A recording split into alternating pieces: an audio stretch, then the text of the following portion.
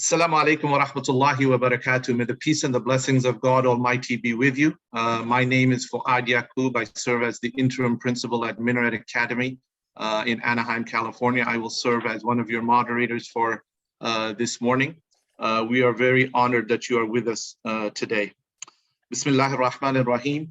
Alhamdulillahi Rabbil Alameen wa salatu wa salamu ala khairil mursaleen. Nabiyana Muhammad wa ala alihi wa sahbihi ajma'in. Welcome to the second day of our conference. Welcome to our leadership track.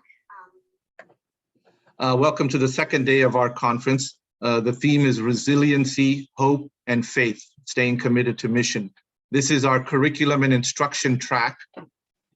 And today's presentation is integrating curriculum across the humanities, STEM, Islamic Studies.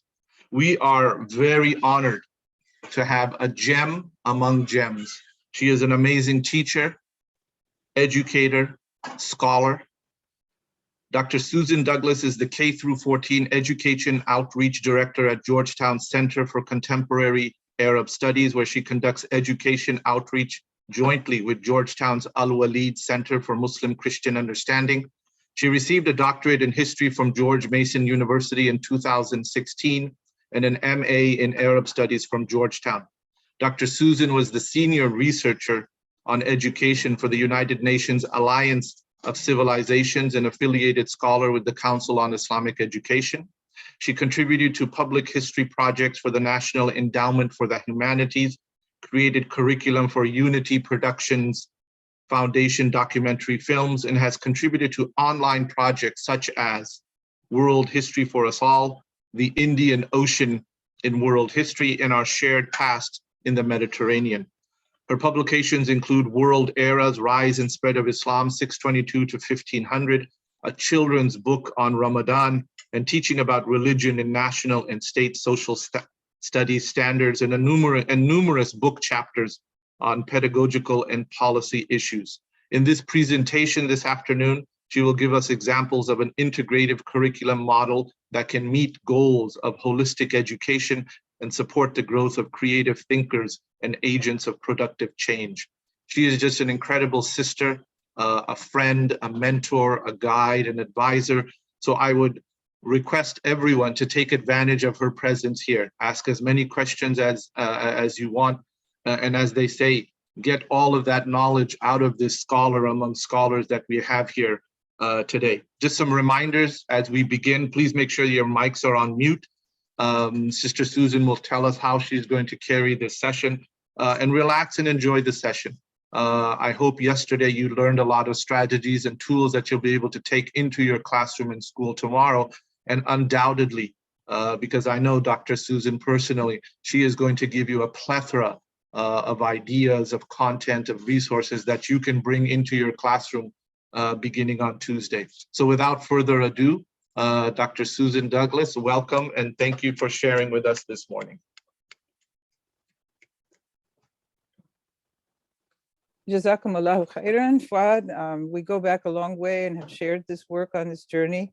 Thank you for your wonderful introduction, and welcome to all of you. I'm so pleased and happy to have a chance to talk to Muslim educators in the trenches. One thing that was not mentioned in my bio, two things actually, were the fact that I've been teaching at Bayan, which is affiliated, the graduate school, Islamic graduate school, which is affiliated with the Chicago Theological Seminary, and also Legacy International Online High School, which is a marvelous project for our times out of Tulsa, Oklahoma.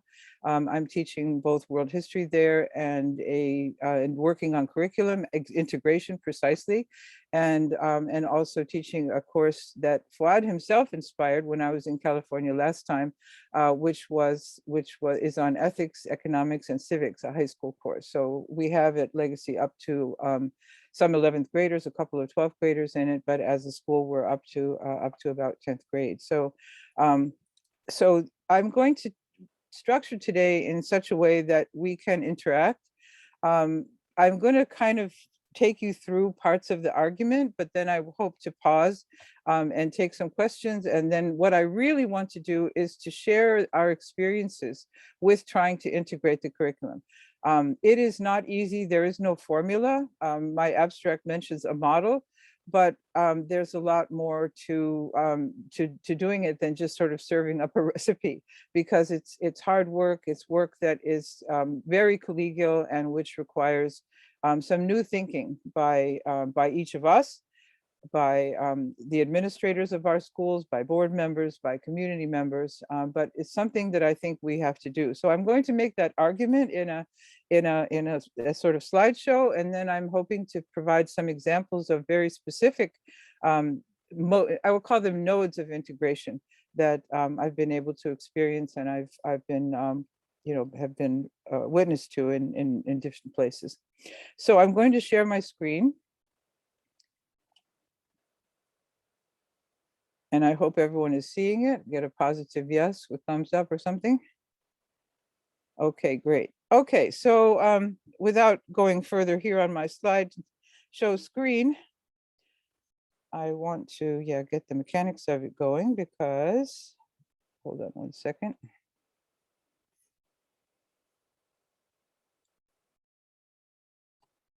Okay, so I just have to begin with the the fundamentals, which are, what is it that we want from a Muslim education?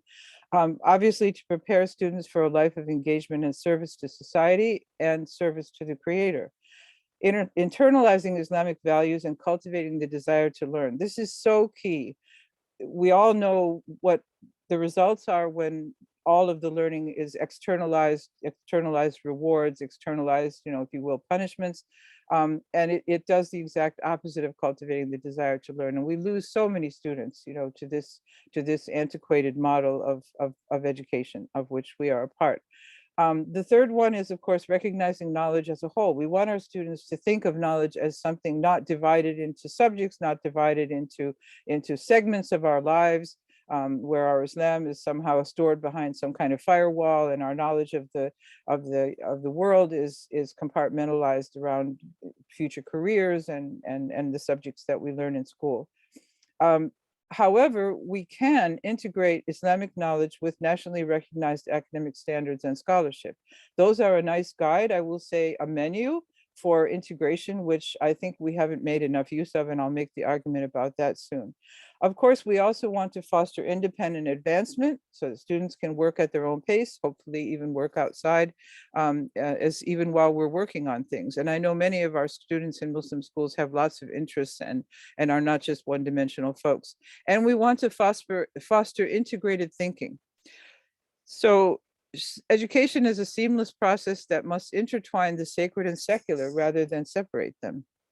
And I want to share with you a quote from one of the scholars who we worked with the time we worked with Fuad as the Council on Islamic Education, who is Vince Cornell or Mansour Mujahid. He has written an article about this very subject of holistic learning, and I can provide the citation for that later, because the whole article is very short but very worth reading.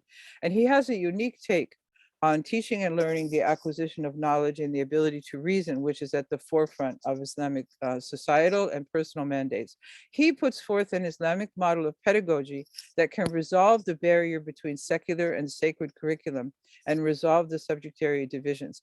He writes, Islamic education is participatory learning based in interleaved reading of the scripture and the created lived world. That is such a powerful sentence. This interleaved reading, it doesn't stop in one place, it is interjected in between. The world is a book. It teaches humans about the nature of divine reality. The world is a book to be studied and learned by the person of knowledge. Both the scripture and the world are two registers of divine discourse, the text of the Arabic Quran and the natural world. So this kind of takes us to the realm of how can we begin to inspire the integration of curriculum around Islamic studies, around our knowledge of the creation that comes through in our study of the Quran.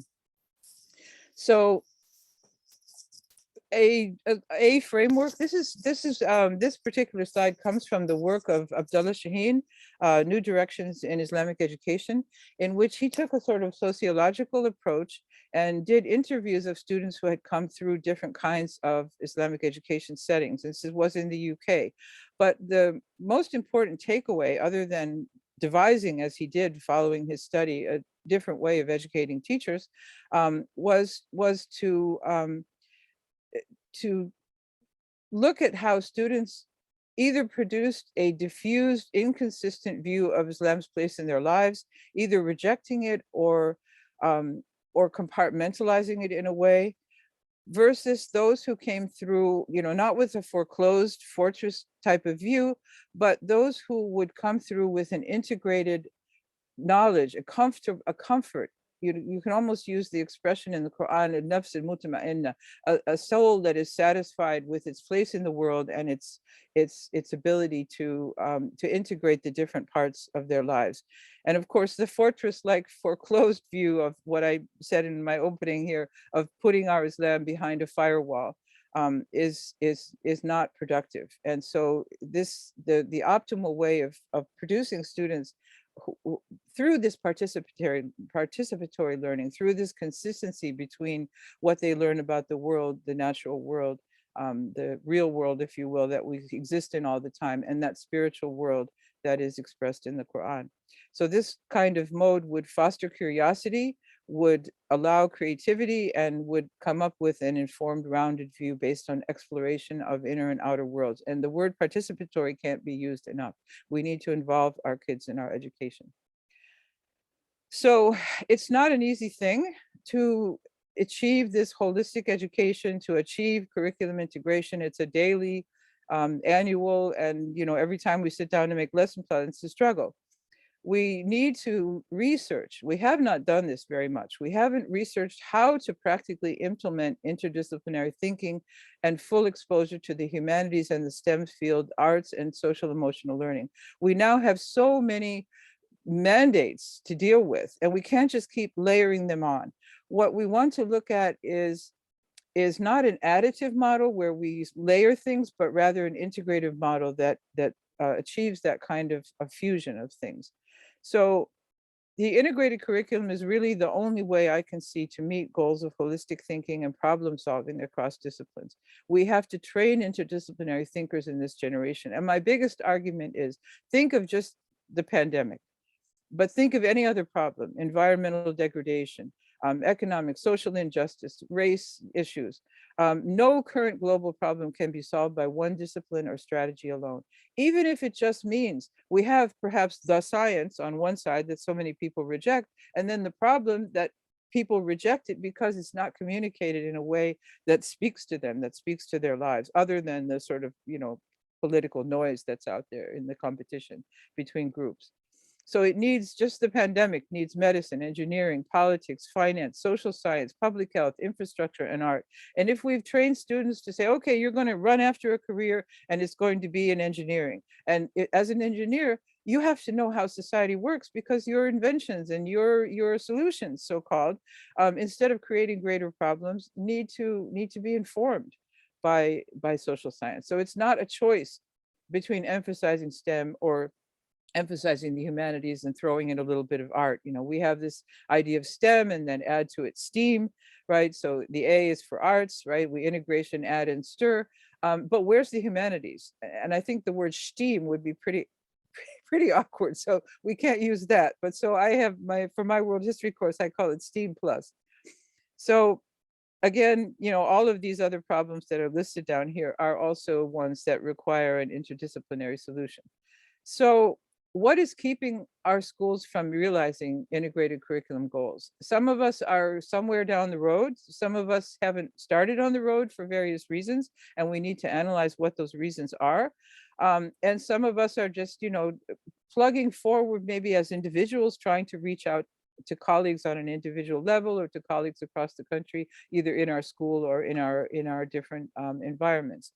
So the first one is going to be no stranger to anybody here: planning as if schools have a double curriculum, secular and Islamic.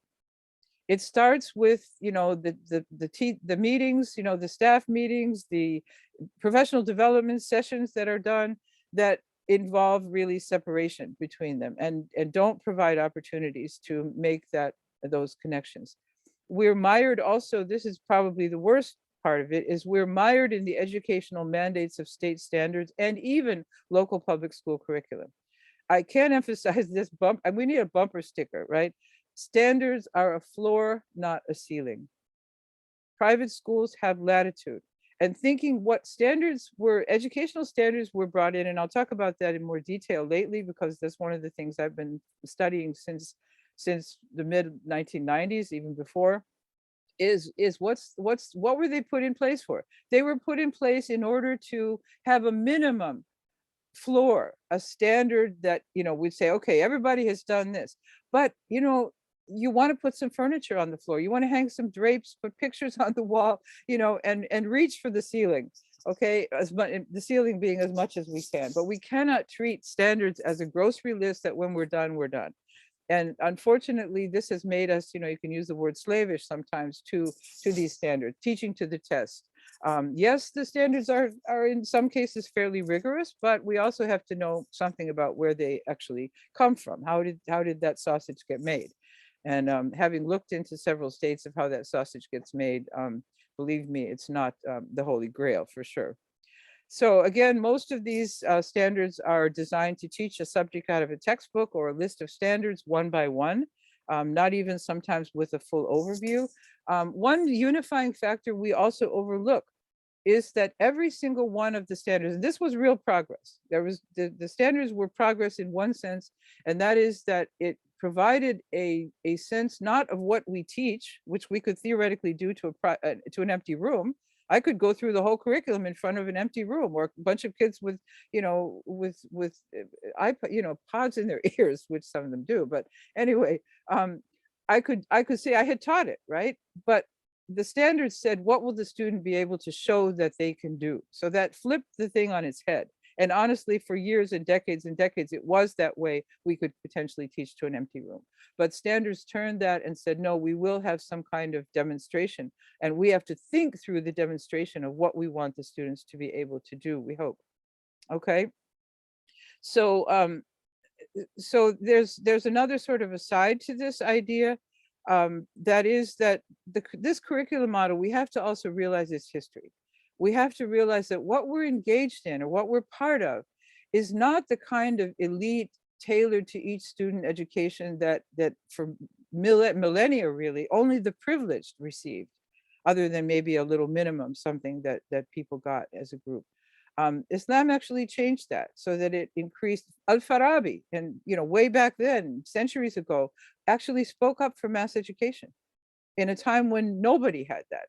But the cost of doing it in the context of industrialization, the industrial model, the factory floor having been a place where you pull the child laborers off for a couple of hours because somebody made a law finally to do that. But the whole system of mass education is involved trade-offs between that customized learning, of the elites only got, and the mass education that says everybody gets some kind of minimum. And we need to remember that we're part of that. And we need to remember that textbooks were also put in place because there were not enough educated teachers who could teach the content. And there were those school inspectors who would come around and basically didn't have a lot of confidence in the teachers who were in the classroom. So they gave them these books to recite out of, literally. So that's part of our heritage. In addition to the fact, of course, that many of our Muslim countries had experienced colonialism, in which basically that traditional knowledge was negated in favor of some idea that, the West is the best and the rest, well, all about that.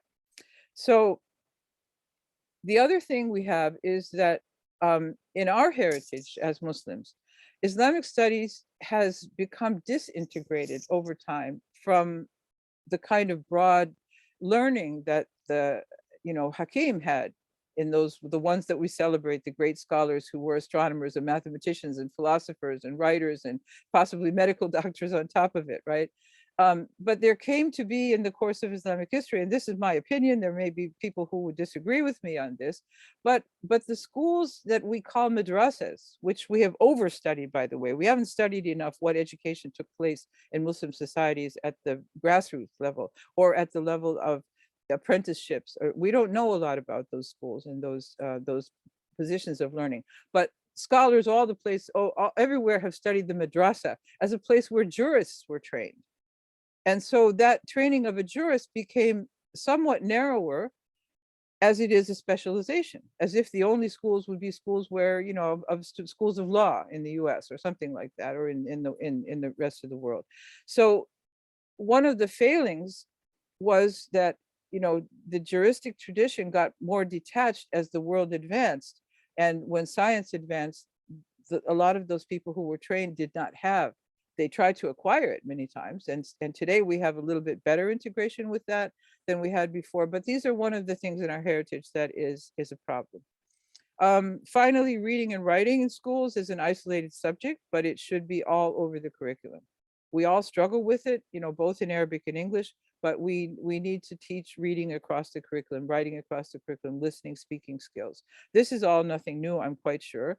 And I think I'll add sort of one last thing, which is that science and history really need our full attention in Muslim schools. There is a tendency in American education to, and this goes back to the politics of standards in the mid-90s, and it goes further back to, or then to, in advance to that, of the No Child Left Behind, which, as we know, left us with a rigorous and pretty wrong-headed testing system on math and reading. And it kind of blew the development of that was about to happen, we hoped, in the subject areas, including reading across the curriculum, like science and social studies. And it has minimized the teaching of science. And when you add to that sort of computers, to have a class about computers, that's somewhat, I think, hopefully faded by now. But some of those computer classes were substituted for the science and history classes, which were taught only 2 to 3 times a week in the curriculum. And I have to say, in mainstream American schools, science is up till 8th grade, up to not 8th, but at least 6th grade, is not generally taught in enough or effectively enough. Nor is usually history. It's something that sometimes is done on the side while the emphasis is on reading and math, reading and math, reading and math, and that's somewhat in isolation.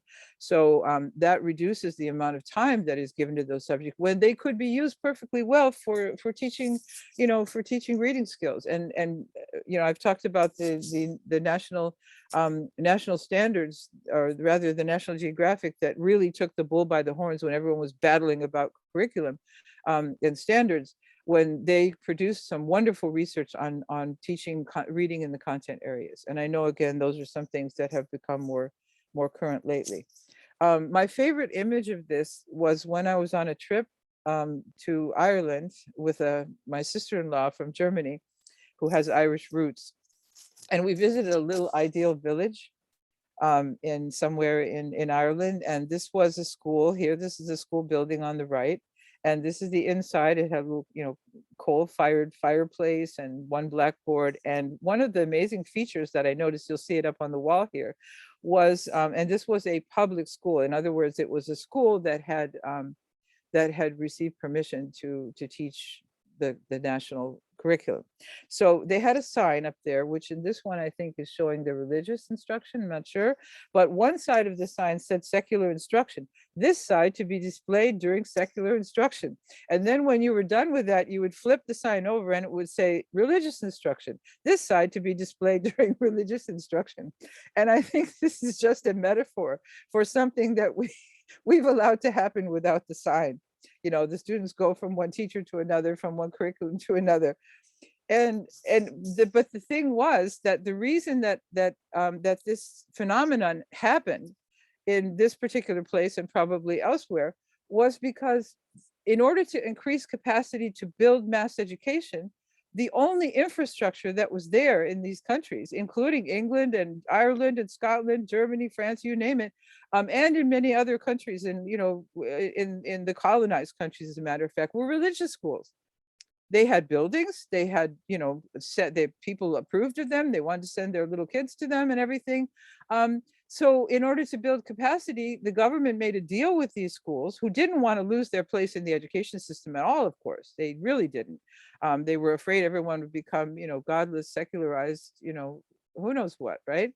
So they agreed to, by law, to give them a portion of money allocated from the national governments to teach, but they had to prove that they were teaching the secular curriculum, because before, of course, they were religious schools. They were designed to teach, to teach, like, if you call it in this country, Sunday school or Saturday school. They were to teach people to, you know how to practice their religion.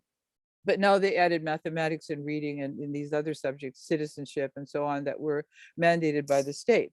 So again, we're looking back in our heritage and seeing how we got here from there. But I just think this is a fabulous image that reminds us how we got here from there. Then we have now the problems of education policies versus progressive pedagogy. As school systems became more bureaucratized and also more politicized, and we know we have that running rampant right now in this country, policy has been shrinking options. So these are, again, the obstacles. State standards and testing mandates have become, a club to beat teachers with sometimes, but we have to look at them also as an opportunity, as I'll talk about later in the model. STEM mandates easing out the humanities, and textbook bound instruction, which with the internet has become less so, but probably not either, because the test mania is also there. But as schools became more bureaucratized and as they become also more, the age of compulsory education rose, the sort of progressive education that came out in the 19th century, even from early 19th century, by scientists, inventors who wanted their kids to be better trained.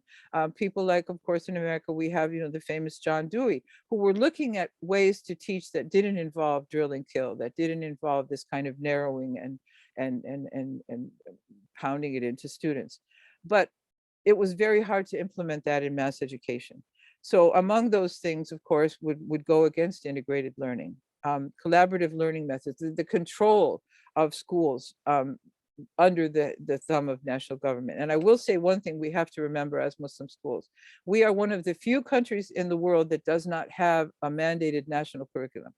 We have state, and then we also have latitude in the private schools. As we have to keep reminding ourselves, we have every latitude in private schools to do what we need to, within, of course, the constraints that we need to educate students to be prepared for college. And sometimes we also educate students in Muslim schools to transition back to public school at the end of 8th grade or at the end of 6th grade or whenever they feel like it. So in a sense, we have to be careful that we're not educating for the ones who leave, rather than educating for the ones who will receive an Islamic school education straight through, which I think in middle and high school is absolutely vital. So then we have, of course, all these different thinking strategies. There's a lot more neuroscience that's come into teaching. So that, goes on the progressive side of the ledger. The desire to do environmental education, social and emotional, spiritual learning, all of those things have forged ahead, but they're very hard to implement when we're in the sort of, state school or local public school straitjacket. So more obstacles, and then we'll try to clear some of those obstacles away. Having been on several standards committees and or review committees in different states over time, one reason, Fuad was overpraising me is I've just been doing this for like a really long time.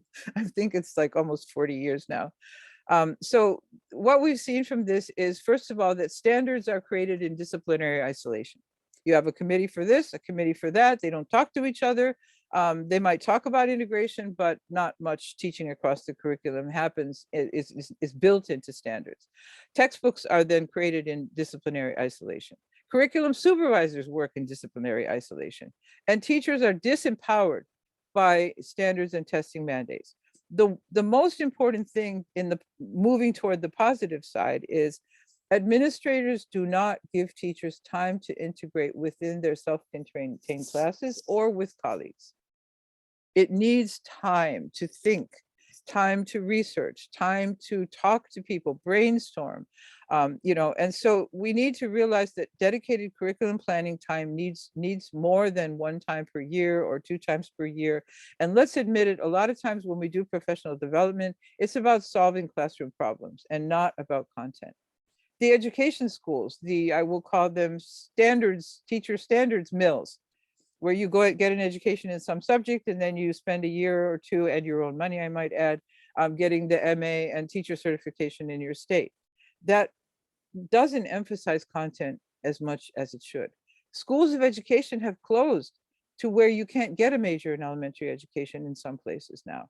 And so instead it's like, here, go through your 4-year degree, do, child psychology or whatever other subject, and then come out and do one of these MA programs again at your own expense.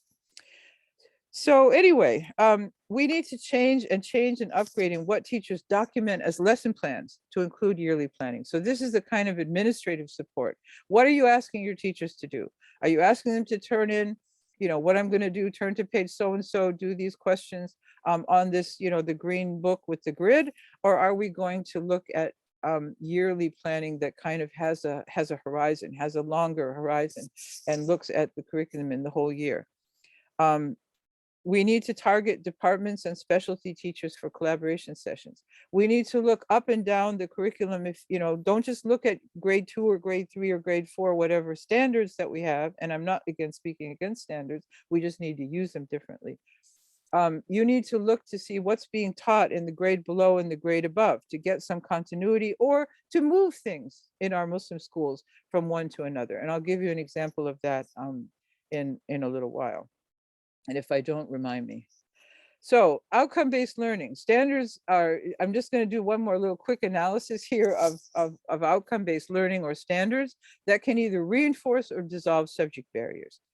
Standards came out with 2 impulses in mind. The first one was kind of negative and reminded me of the school inspectors of 19th century. We didn't really trust those teachers.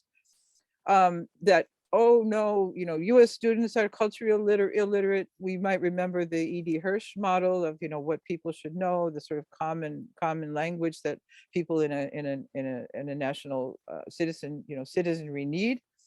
And then the other one is teachers in schools incompetent and need to be held accountable. So anybody who, after all this standards brouhaha in the mid-90s and continuing on to No Child Left Behind, any teacher who spoke up was like, oh, you're a wimp, you just don't want to be held accountable. So this kind of glass half empty of things, okay? And then plans, part of something is kind of a fringe thing, but one of the reasons that standards were made with such rigor in certain states was to discredit public schools through testing and to build support for vouchers. And I know I'm saying that in an audience of people who would like to get some funding from, those big taxes that everybody pays, but that wasn't necessary. It wasn't like, it wasn't done so we could have, schools for Muslims and schools for all those different people. It was quite a different impulse that in some states was an anti-school integration move. That may be controversial, but there's quite a bit of evidence that it was put out so that people could, with using still their tax funds, could put them in private schools that were in certain parts of the country, among ones where I live, which is Virginia, so that those students could still be somewhat segregated. Okay, I don't know if anybody wants to make a comment or ask a question, but those were actual things that took place. This is one of the things that our study of state standards across the country and our interactions through the Council on Islamic Education, where I met the wonderful educator Fuad. We spent a lot of time getting exposed to with people who were writing the tests and the legislation and things like that. So then here's the class full camp, the glass half full camp, okay? In other words, we're looking now at a different mode of wanting to have standards, performance-based standards. And that is that the K-12 curriculum, through no fault of the students or the teachers, has lagged behind the state of knowledge in the disciplines, which students will only encounter as college majors. I mean, sure, many of you went to college and found out that you really had to relearn a subject. In history, it's really dramatic, right? the curriculum is also mired in century-old disciplinary models, the division of subjects, very sharply. So there was a legislation back when people were thinking about, oh, what's going to happen when the year 2000 pops over, and there's going to be a whole new millennium, an amazing thing, right? It's even only numbers. But there was something called Goals 2000 legislation, which looked at how to regenerate education. And it funded university centers that researched reforms based on gaps in knowledge and wanting upcoming students, professors in colleges, graduate schools, undergrad, wanting to see students coming up not to have to relearn from scratch, because they would already have been exposed to a better state of the knowledge. Okay. And then the last one, which I've written here in red, is that teachers and scholars, this was an amazing movement. Teachers and scholars in the fields across the subject areas, right? Science, math, language arts, and the social sciences, which include economics, geography, history, and civics. That teachers from across the country were recruited to these efforts, paid for by the federal government.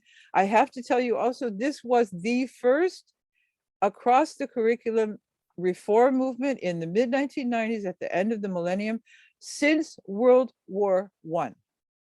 We're talking about a good 50 years where there had not been this kind of cross-disciplinary, upgrade, rethink. And so what they wanted to do, they wanted to bring scholars who had exciting, really exciting developments in each of their fields, share them with teachers, and then see how can we assemble this needed knowledge for meaning and integration. So you see the stark difference between the glass half empty people who wanted to sort of, Johnny doesn't know who the president is, da da da da da, this kind of stuff. The Jay Leno, school of showing how the public is ignorant, right? Versus what is the wonderful, panorama of new knowledge that's out there. We need to share this earlier, and we need to share it in ways that are more meaningful across all the disciplinary areas. And of course, the first thing that came up was the integration that's happening at the upper levels of scholarship, of interdisciplinary thinking, needs to, immediately was obvious that it had to be reflected also in these new standards that were set up. So I think, I don't know, are there any questions about that? If somebody would like to sort of pop in a question, or am I just like kind of running like a freight train here through my material? You want to moderate, Fuad, see if there are any questions out there in chat or something? I see only one. الفطرة and الطبع. I don't know in English what they call طبع. Are there any questions? Okay, here's one in the chat. I have taught grade level engineering. Science needs to be taught earlier and differently. Yes. And I look forward to sharing some of those ideas of how you have done that. And that's where we're really going to use our double session here to go on. So are there any questions where I've just been talking too fast and have confused everybody, or can we happily sort of move on a little bit? Because yes, I have a question. Okay. Okay. Thank you very much for your presentation. I think this is a core and a key subject for Islamic education. But it requires more efforts. I need some clarification for the title of the session itself. When it comes to say curricular integration, there are different levels of integration. That's Yes. number one. Number two, when I say across humanities, where is social science? Where is natural science? Where are professions? Because when we establish a foundation, I think it should be able to address education in its, and the serious one is Islamic studies. When it comes to Islamic studies, what do you mean? You mean Quran and Sunnah? And I think here will be difficult to mix chemistry with Quran and science. I think there are identity for every discipline, even chemistry has its own identity. Mm-hmm. How about Quran and Sunnah? So the question here of integration, I think this needs some revision. Don't you think so? Jazakallah khairan. That's a really good question, and I hope that by the end of our session we will have understood it. We're not suggesting that that all of the disciplinary identities of the subjects should be stripped away. We have too much knowledge to do that, but what we're looking for is making connections when they are appropriate, targeting the making of connections through each of the subjects planning, through collaboration with different teachers of different subject areas, and and drawing them in where it's needed and where it's relevant. It's not a call to just do everything all the time, because how could we? It would make no sense.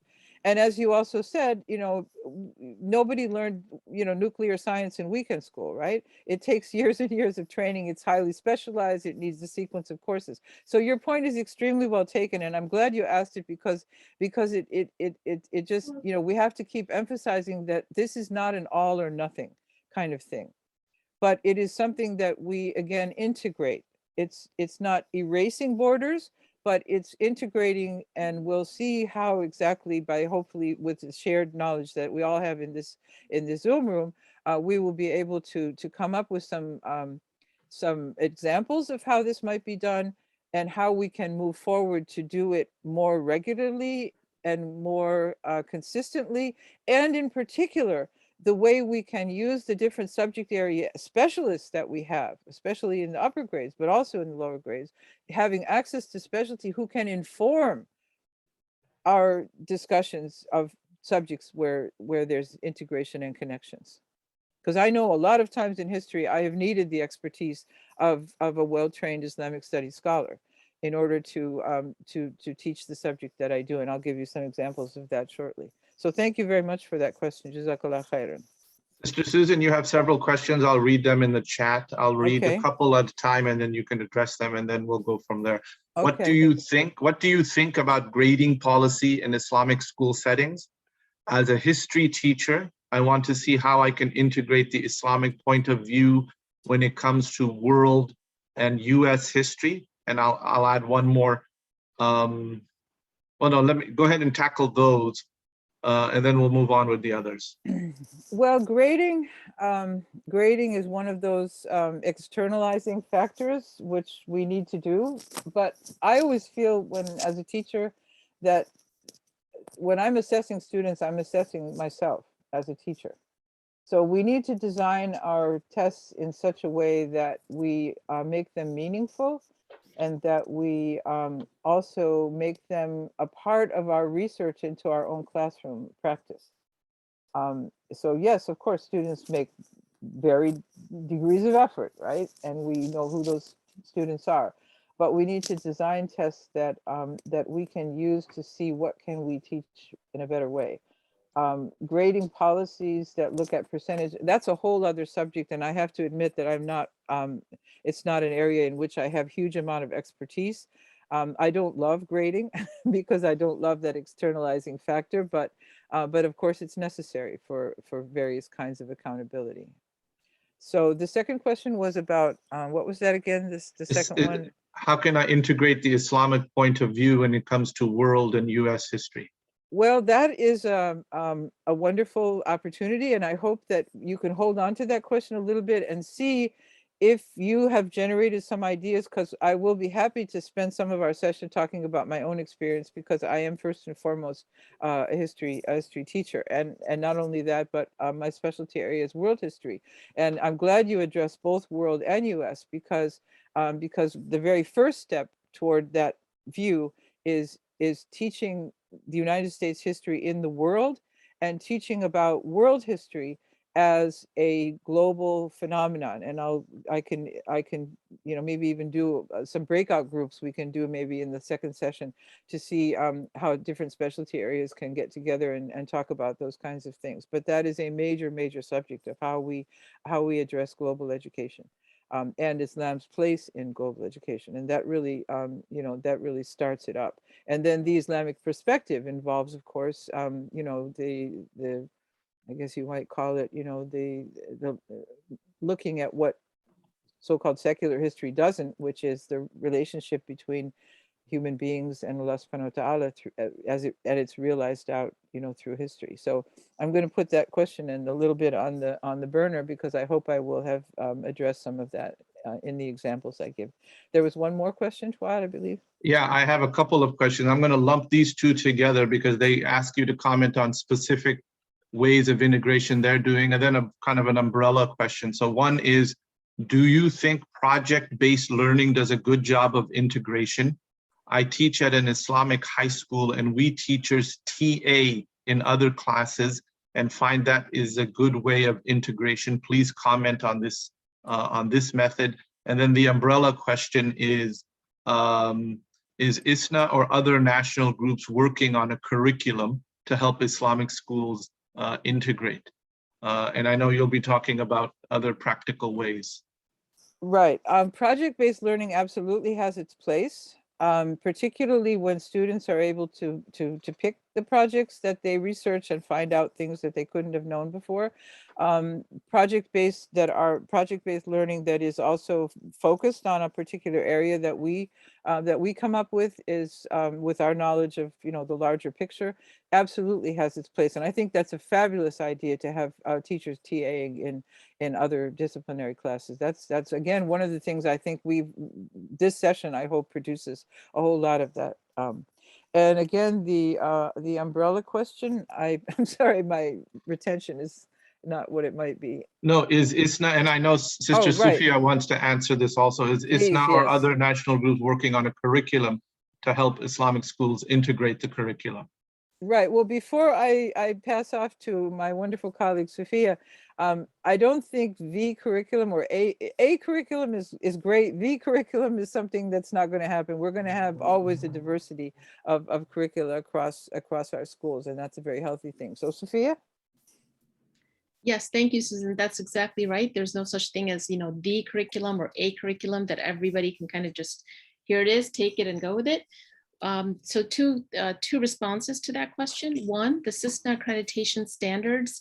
We do have standards if your school goes through SISNA accreditation that ask schools to make sure that there's a process in place, a system in place where there is common planning time for teachers, one, that their lesson plans include an element of integration, that's two, and the teachers, so project-based learning is definitely a very good thing to have in place.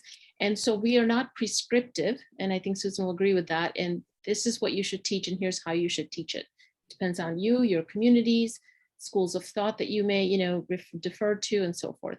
Your and own then, interests, all of that, yeah. Right. And then the second part of the answer is that SISNA is actually, we're launching, SISNA is a founding member of the Global Association of Islamic Schools. And one of the things that we're going to be doing along with global accreditation is putting together resources. We have organizations, Islamic school associations from South Africa, Australia, the UK, Malaysia, Pakistan, India, many other countries. And there have been these efforts where they're putting lesson plans or resources together so that, for example, if you're a science teacher and you're teaching, physics or something, or whatever you might be teaching a topic in biology, you can go to that Global Association of Islamic Schools website, put whatever subject you're teaching in the search box, and it'll provide you with plans, resources, integration techniques that other schools have used and employed that you can then borrow from. So it's kind of like the teachers pay teachers, but for Islamic schools at a global level. So we're really excited about that, and we'll be sending more information about it, inshallah, sharing it soon. Jazakallah khairan, that's great. Sister Sophia, could you put that in the chat, the name of the organization and even the website? Sure, we're working on the website. So as I said, it's in the beginning stages. We're just launching it, but I'll put some information in. That's wonderful to hear. That's going on. Do they already have a website with that kind of sharing, or it's just Not yet? We are infancy? actually just finalized the logo, the name of the organization. We have still people joining, and Susan, I'll send you something Great. on that, inshallah. Well, this is really key, and that's something I don't know if I mentioned already, but well, I haven't yet because we haven't talked about the steps, but sharing. We don't need to reinvent this wheel across every single school. We need to share successful things. We need to share profusely and generously and using Creative Commons, you know, copywriting and all of that kind of stuff so that we can, and citation. When we have things that we're doing, we need to build a framework of a publication of those things as much as we can to sort of standardize what are the elements that need to be there in those lessons that will make them most productive, easiest to use, and you know, deepen the knowledge again by using citations and by giving credit. That's another important part of it, to encourage sharing. So that's really the best news I've heard for a long time. Okay, so I think we can go on now a little bit and come back to, or do we have some burning questions about the content I've done so far? No, I think we can move on. We don't have any questions right now in the chat, but this has been fantastic. So continue, Sister Susan. Yeah, this is exactly how I hope our session will proceed. So let's get down to brass tacks now. We've made the argument to why it's hard. We've made the argument to why we need to do it, and the sort of heritage of mass education of which we are a part. So what are the steps to integrating curriculum? And again, I'm not suggesting we make a giant salad of, you know, curriculum so students wouldn't know what's up, but rather to look at a specific way of moving forward toward integration that is practical and doable and can be built upon. So core subjects being related systematically to one another wherever possible is the first step. It is a mindset. It is a research project in itself, because in order to know what is being taught in the different core subjects, each of us who does lesson planning needs to inform ourselves as to what those are in some way. And that is where I'm going to give you sort of the key to the glass half full that standards are versus the, you know, the 2x4 to hit educators over the head with about accountability.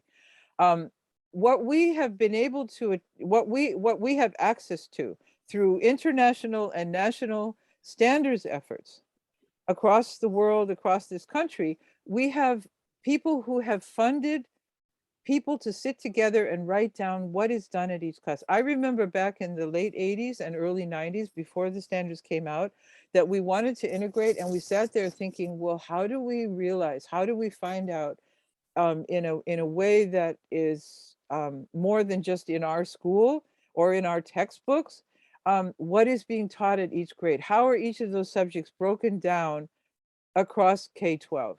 Science, you know, what the brother Muhammad mentioned, you know, about chemistry, or, you know, how are those subjects introduced across the curriculum? So the standards, which are out there, and I know many of you know about the McREL database of standards, you can see all of the subject areas laid out, K through 12, with, you know, it's sort of overarching rubrics, and then it's more, you know, fine-grained level, and all the way down to really, you know, the bullet points of what's taught in each subject. So we have a menu. We have what is being taught across the subject areas that we can use as a reference. So that's an amazing thing that has happened. We didn't pay for it. We couldn't have done it as Muslim schools in a million years. And so we have access to that. Of course, it's not the be all end all. We may agree or disagree with some points of it, but we have got that that framework that is out there for what is educators have come to agree is needed for a student to exit in grade 12 with, to go to college. And again, that the important thing here is that upgrade that was done in the mid-90s to try to bring the fields up to, you know, speed, rather than the lag that went back to, you know, sort of dragging itself forward from way back. Some subjects were better, kept up better, you know, with scholarship than others. Science, of course, was one of them. Math, somewhat, right? But I know in my field of history, we're talking about 75-year lag, even in a subject like documenting in a world history class that Muslims did more than just pass, you know, algebra and Arabic numerals along, right? So that there was literally so much, tons of scholarship that would document all of the fields that, you know, that moved, you know, across the Mediterranean and up into Europe and elsewhere. We always talk about Europe, but elsewhere the diffusion happened. But it wasn't in the textbooks. It wasn't anywhere, because we have this 75-year lag, you know, going back to the scholarship that was there versus what's in the classroom. So that was one area that really got upgraded in many ways. Okay, so So here's again the second bullet point here. Schools can base curriculum planning on source documents. I suggest not using your local state standards. I suggest going to the national documents on which they were based. This is something that now, from the mid-90s to now is, 20 some years ago, but it has unfortunately been faded out into obscurity. Many of you who only went to college, when I was already, 20 years or 30 into teaching, aren't aware of what that standards movement was about. The one I talked about with the glass, half full, which was an amazing collaboration of scholars in the field, teachers across the country, who actually helped those scholars to say, how could we implement these great ideas, this rich cornucopia of scholarship across the K-12 level? And their answer was very often integrating within the discipline also, so that science would be taught not from the point of view of biology, chemistry, physics, and all the way, but rather, looking at other ways of teaching science where you talk about the cell and, the chemicals aspect and the biological aspect and so on. That's, just one example. So this rich material is available to us, but there've been now 2 or 3 state standards, quote unquote, reform cycles, and that core that is at the base of most of them has faded out into nothing. And when you come to the Common Core in some subjects, the content has been lifted up out of it, and it becomes more of an exercise in pedagogy than an exercise in content. Okay, so I've said a lot here, and we need to go down in a more fine-grained way about it. But what I'm really saying is, go to the source documents to look at that overview of how these things are taught. These are voluminous documents, but they're also very inspiring. And they give you kind of more than just a laundry list of things to do at each grade, but rather they give you a framework for thinking, a framework for creating meaning. So again, these standards is all laid out for us using various databases. We can search, across these documents. They're still preserved. Again, in the McGrail, I could provide a folder to share with all of you afterwards if you like, that would have some of those resources in it. So these standards can be used to guide an integrated curriculum so that you can see, if you're teaching science, what subjects might touch upon that in history, or how can I incorporate that into language arts so the students really get kind of an idea, helping them, supporting them in reading in the content area to get that content out of what they're doing and write about it and be able to absorb it better. And the next point is that one of the absolute proofs of integration is, if you look at the skills that became part of that standards movement, that you cannot just convey knowledge without cultivating the skills that students need in order to realize, absorb that content, process that content, and make good use of that content. The skills standards across the disciplines are almost identical. Of course, as Mohammed said, there's disciplinary things that you need in science and in math that are different, but generally, you will see enormous amounts in common across those stated skills development standards. So coming to infusion of Islamic knowledge and values that we infuse into learning as a systematic part of lesson planning and research with a capital R. And that's where we need our colleagues who have Islamic studies background, where we can sometimes go after a root word in Arabic that really opens up meaning about some scientific phenomenon or some aspect of the values of what Allah subhanahu wa ta'ala is asking for us. So we need to have that collaboration across there so that we can infuse not just content, but the knowledge that's there. So again, the last thing is, it's not hopeless, it's not a salad, and it doesn't happen overnight or all at once. It begins, however, with systematic planning, collaboration, follow-up, and recording. And this is where what Sophia told us is fantastic. Recording integrated learning experiences for replication and revision. When we have means to do so, one of the other ones is, of course, the Islamic Educators Communication Network with ISLA, that was a pioneer in getting us talking to each other, getting us sharing information about resources, is still going strong. I'm sure many of you are part of it. but we need to have platforms where we share that lesson planning experience that we have. How did that lesson go? Where we integrated, you know, the as I do every year in some way in my world history class, integrating the story of the prophets in history. They were real people who existed in a real time. They didn't, you know, they didn't live on another planet. So we'll talk about that a little bit later. So this is just a little diagram here. You know, looks nice in color. No need to dwell on it a great deal, but here you have, you know, the ideal that we're striving for is to bring those things together in a holistic integrated curriculum that we build from the ground up, or we build upon. What I want to say it again, we start from nodes of integration. We start with making connections and building those connections out and bringing out the most we can and the most we have time for. Because of course we have to move through our whole subject. We can't get, you know, bogged down in doing one thing, you know, for a very, very long time. It's all about balance. It's all about looking for opportunities, putting them in place, you know, and making those experiences and multiplying those experiences, because it feels really good. The students, you know, thrive under it. We feel good about it as well. So it's an encouragement to go along, integrate in our integration journey. So what does it mean? This is going to be nothing new to all of you here, but I'm about to move to some of my more concrete examples. But what does integration mean? It means making deep connections between content in the academic subjects and Islamic connections, linking teaching standards in the target subject to equivalently challenging content from Islamic history and culture. Okay, so that's one mode of integration, is integrating Islamic values and Islamic subjects, things that come up, which would also help students to know more about the many, subhanAllah, the many areas where Islam, where the Quran and the Sunnah have had something to say. Employer-employee relations, treaty law, you know, substance, environmental issues, you know, civic issues, it's amazing.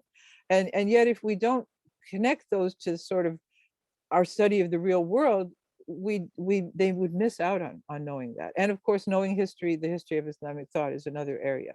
Okay, the next one I've mentioned already a couple times here is using evidence-based content and encouraging students to learn to evaluate evidence through primary sources and valid attributions. I'm just going to put out one example there that's often taught in Muslim schools, which is by varied teachers who have varied degrees of knowledge. We have lots of lectures out there online. The issue of whether or not Muslims made it to the Americas. Okay. When I come to teach that, I don't say this happened or this didn't happen. I say, what is the evidence? And you can go to many, many scholars to look at what are the strongest aspects of evidence about that? What are the weakest ones? What have others said about it? How is the scholarship, you know, done over time? Rather than saying, oh, we're going to do Islamic integration, we're going to give them a lecture on, you know, the maximum position on that subject. And where would it leave the students? You know, it would leave them having heard it, but not necessarily being able to evaluate not just whether it happened, but what did it mean for Islamic history in other parts of the world, for example, if it did or didn't happen, or what, you know, what came out of that. Okay, I know I've probably opened a small hornet's nest here, but again, we're not the sage on the stage, we're the guide on the side, and we need to make learning an open process where they can question, they can find out more for themselves. And I think that's a sound way to go forward on all kinds of controversial subjects. So finally, next, equipping students to understand and appreciate diversity over time, diffusion of ideas in and out of Muslim society's borders. It's very tempting for us to keep on talking about how Islam influenced Europe, or how Muslims and Muslim societies influenced Europe. It was a big world out there, and the influence came in and went out. And this is a really important lesson because Muslim society has been in its best times an open society, breathing in influences and breathing them back out again.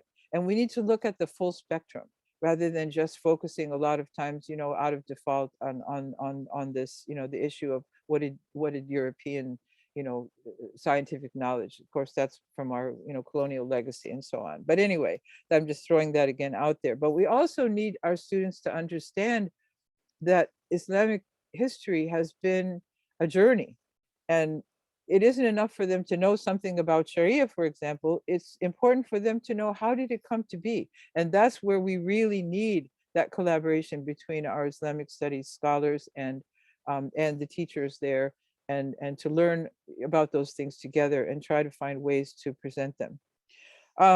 Again, here, the same thing I'm just saying, equipping students to understand change over time within Muslim societies as it relates to fields like sciences, mathematics, law, governance, economics, and military expansion. How do we evaluate those things?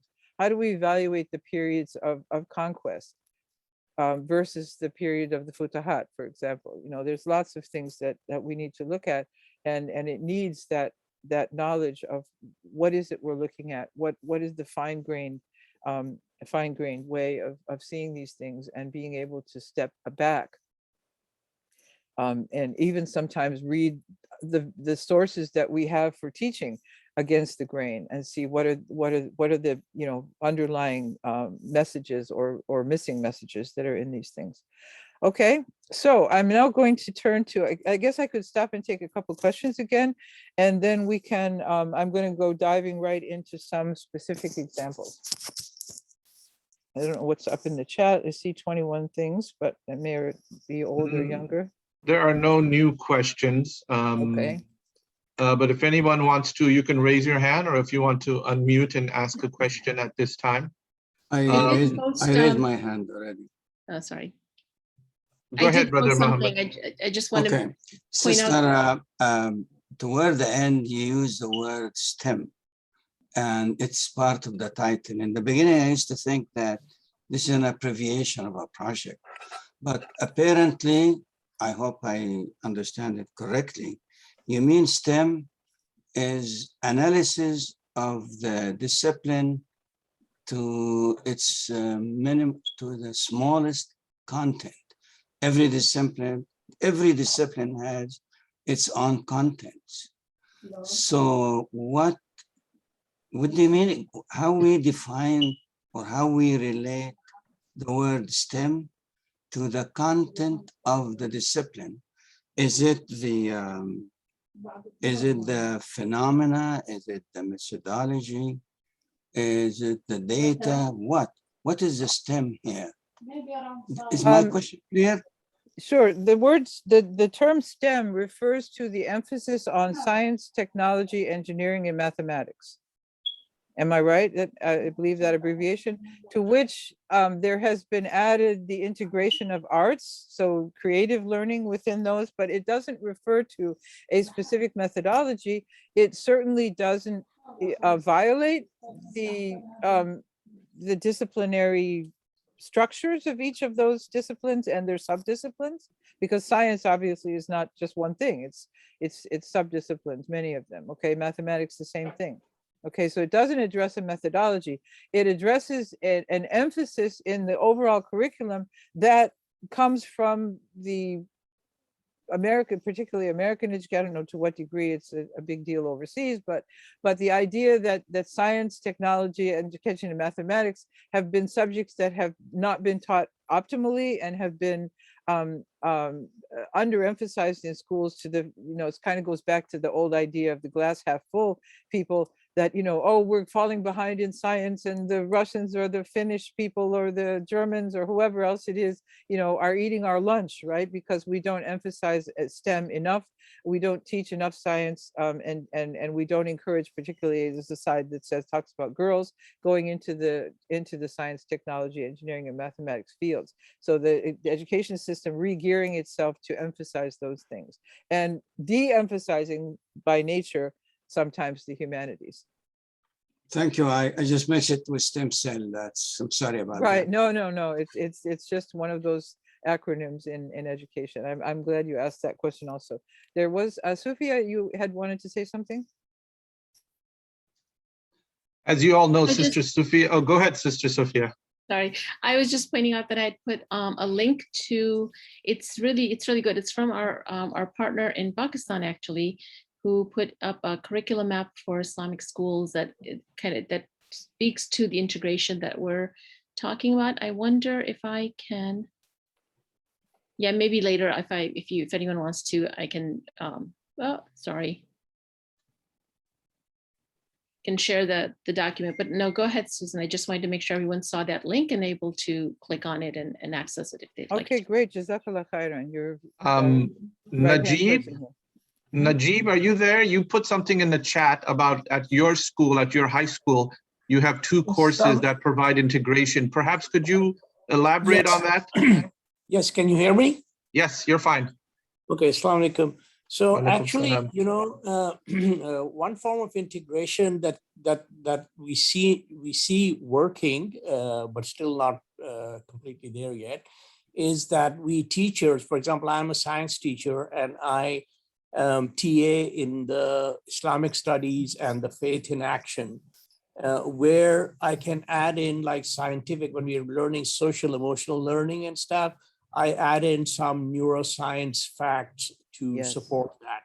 Secondly, we have these, and this is a suggestion rather than a question, that we have these 2 A to G approved courses called Developing Muslims in the 9th grade and Faith in Action in the 10th grade.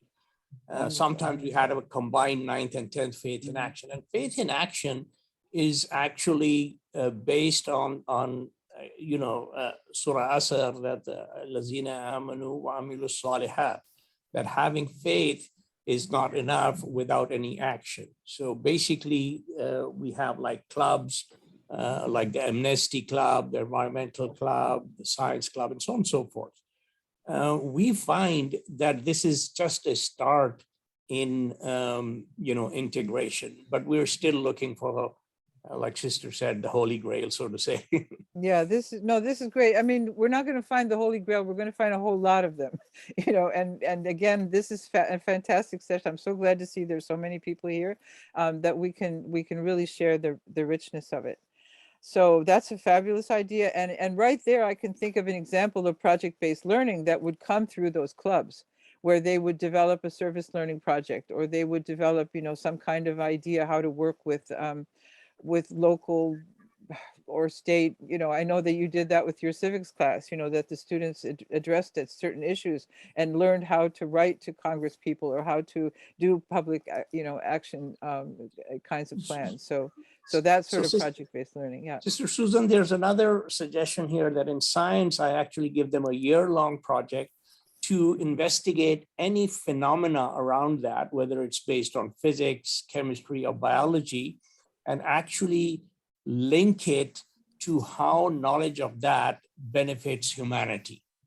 And that is again based on, you know, the Prophet ﷺ saying that the best of people are those who benefit other people. So science has to be used to benefit people because it can be used otherwise as well.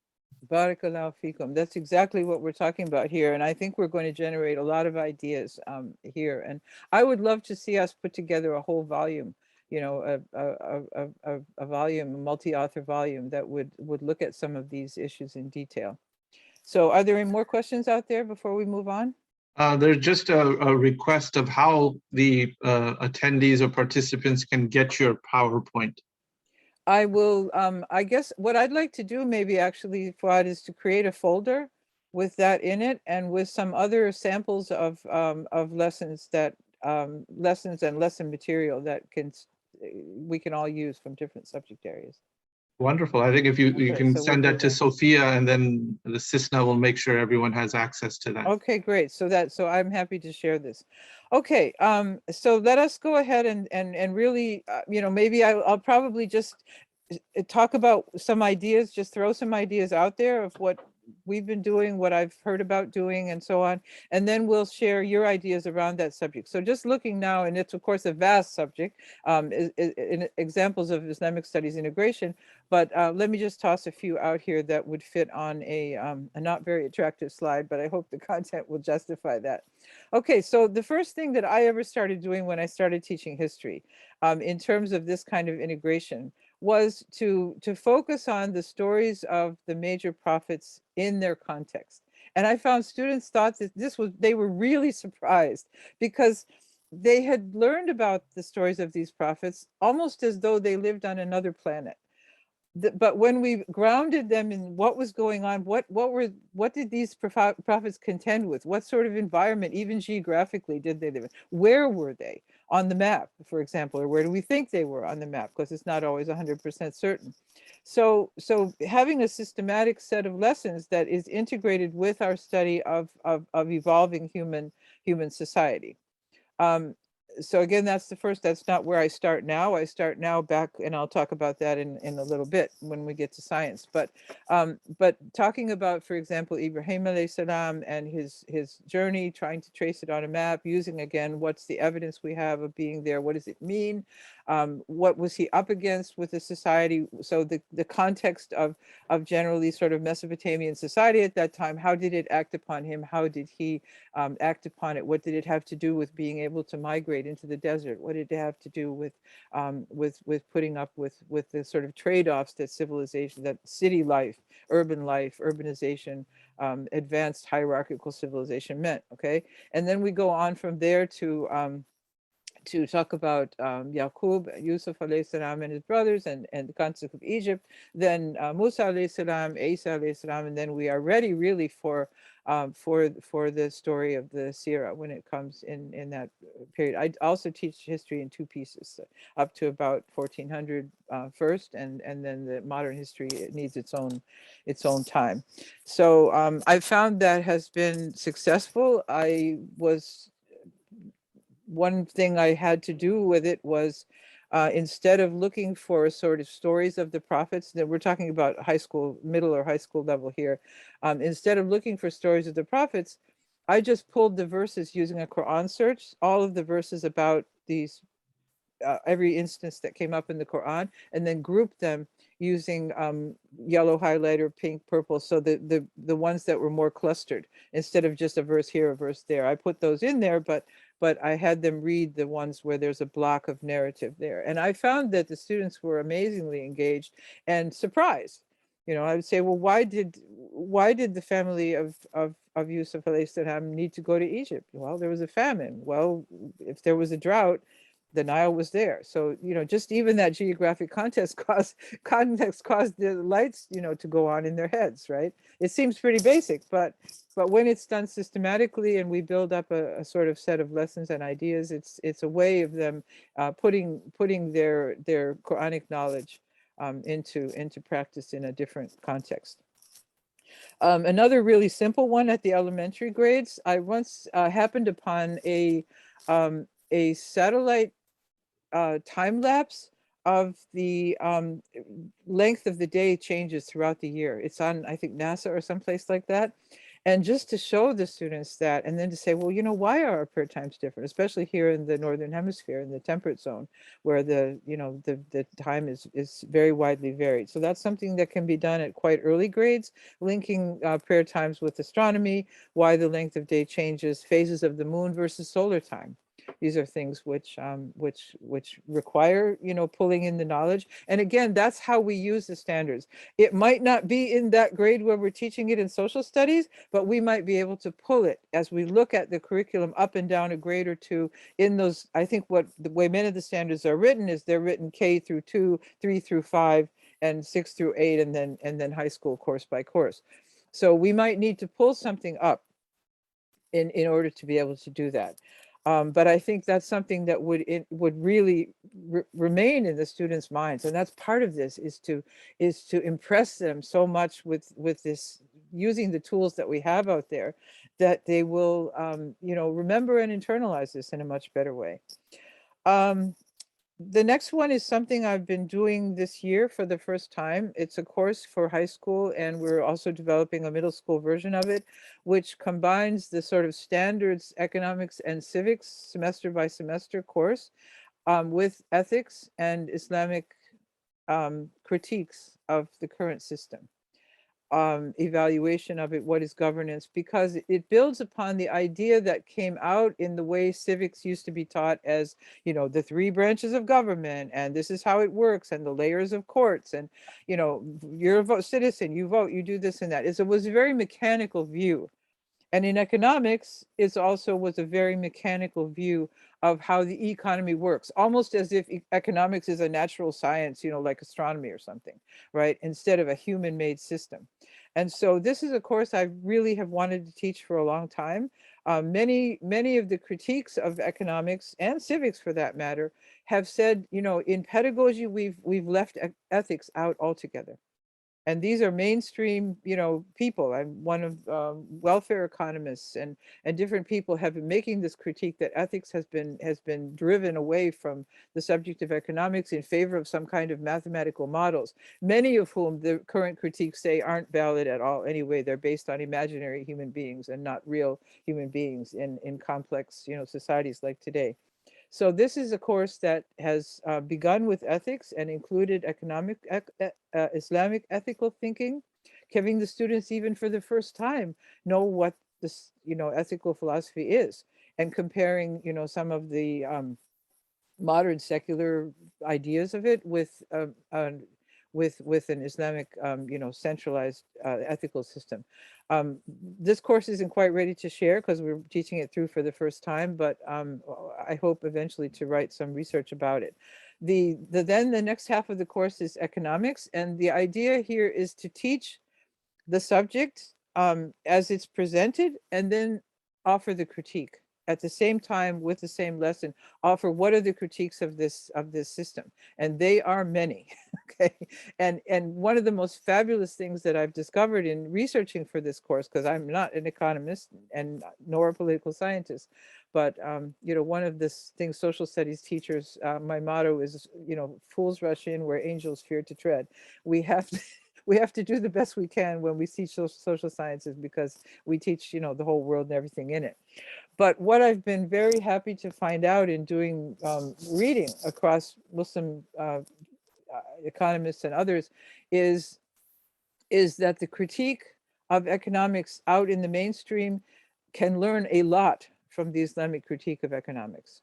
And then the second half of the course, we're just embarking on it now, is civics.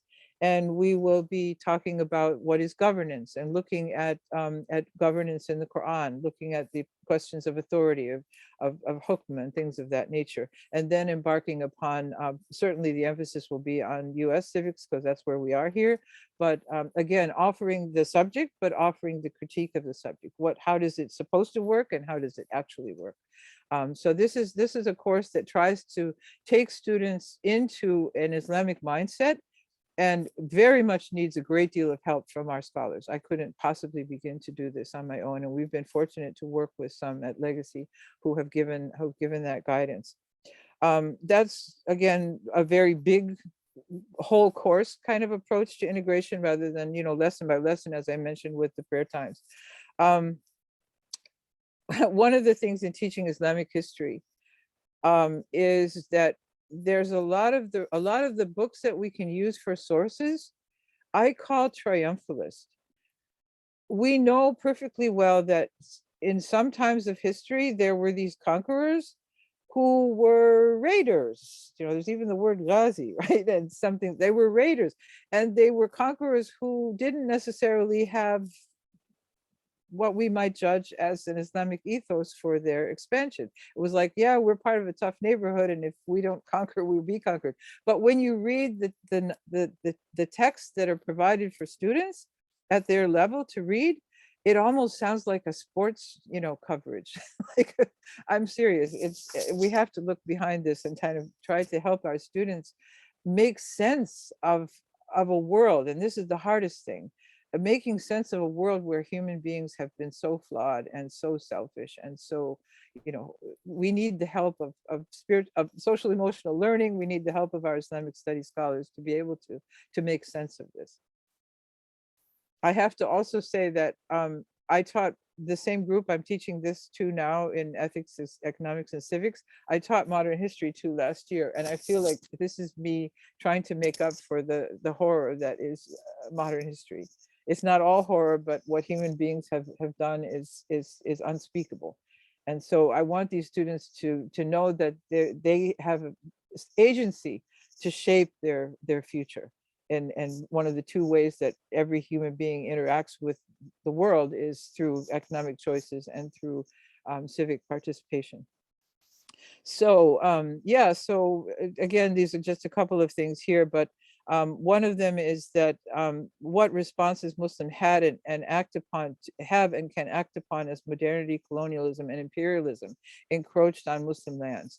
We have to find a way to tell the truth, put it in an Islamic perspective through an Islamic prism, but not to leave them with, I guess, what sometimes people call the yellow smile, like it could be worse. It's like, I don't know, it's sad, but there has to be a way to not leave them in despair. And that goes for not just Muslim students, but pretty much everybody. You know, there's trends out there where people say, I don't want to get married and have kids. The world is too bad. Seriously. And it's not unrealistic with what we that are bombarded with. But how can we overcome that and avoid them becoming either in despair or searching for what kind of solutions are not productive? Let's just put it that way. Another one finally is, this is something that I think needs to transform Islamic studies. And that is, we shouldn't treat the teaching of fiqh and Islamic practice as a constant, but incorporate understanding of how Islam has changed, Islamic interpretation of Islam has changed over time. That again is an area that I'm not having a lot of expertise in, but it's a call to us to think about it as a community, that students don't just know there's something called Sharia, for example, and here's its shape, but how did it come to be systematic? How did those schools of thought come to be? Okay, I'm going to stop there and ask for suggestions on how you have integrated Islamic studies into subjects. And I'm already starting to watch the time. We've got about 30 minutes left, I believe, correct, Fuad? Yeah, that's correct.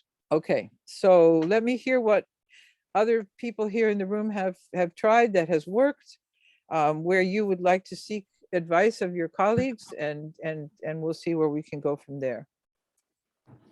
And don't be shy. And this covers the spectrum. So middle school, elementary, All high the school, way, even K-12. even Montessori, if we have any Montessorians out there. Assalamu alaikum. Alaikum salam wa rahmatullahi wa barakatuh. Sorry, my name is, I think it just shows my first letter. My name is Yunus Kumek. I'm joining from Buffalo, New York. And it's cold here. Now I'm teaching normally in college. I'm a professor, but also I teach on a volunteer basis in a seminary here. So I'm, which is a madrasa. So I teach, some of their science courses at 7th and 8th grade.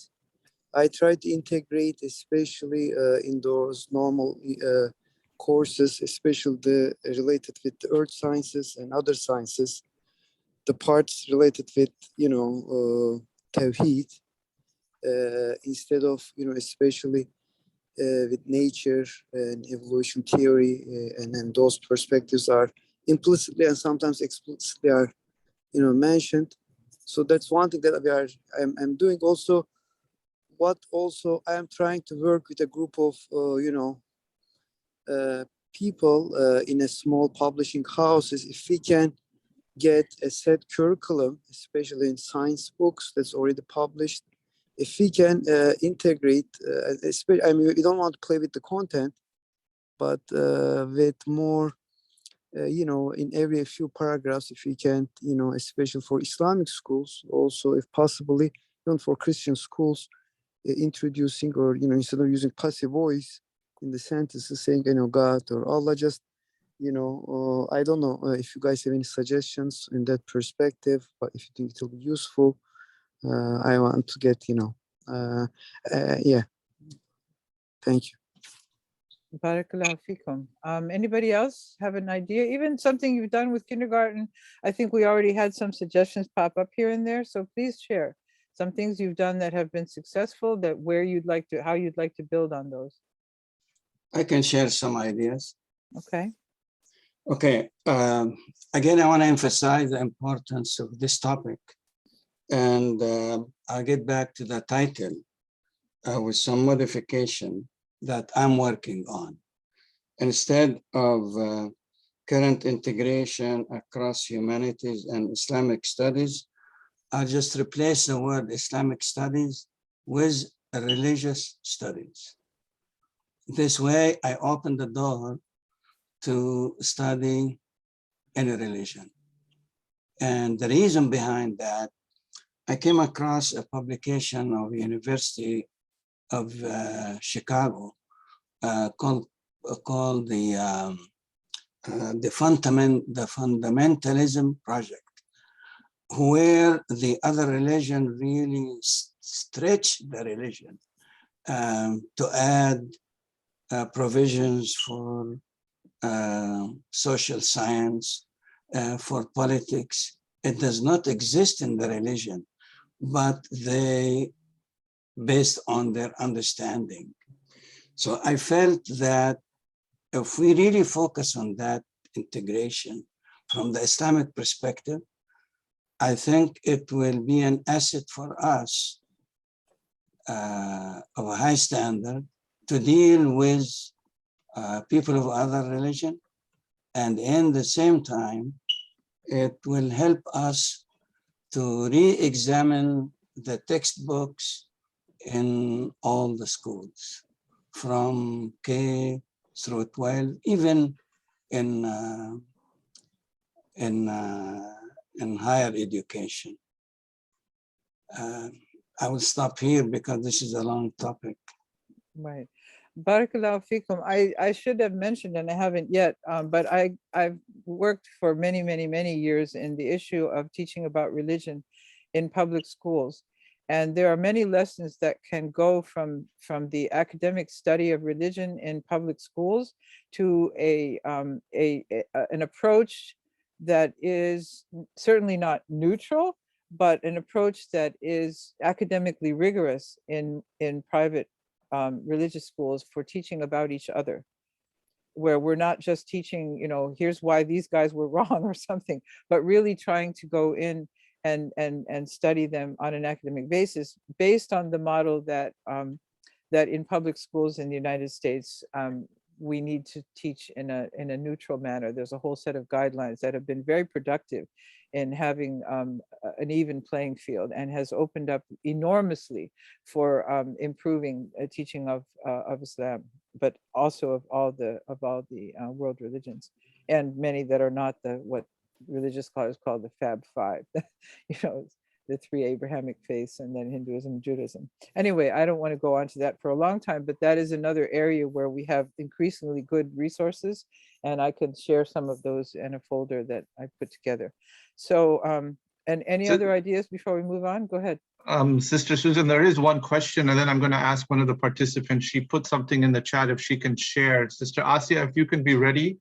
But here's the question. Any tips on teaching evolution without creating confusion amongst the students in Islamic schools?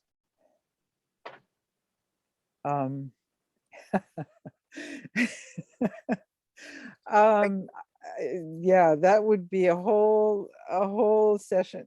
I think we need to do it with the help of a panel of scholars. I have worked. It's part of the teaching of the geological history and biological history of the Earth, which is part of my world history course. We call it Big History, the first part of it.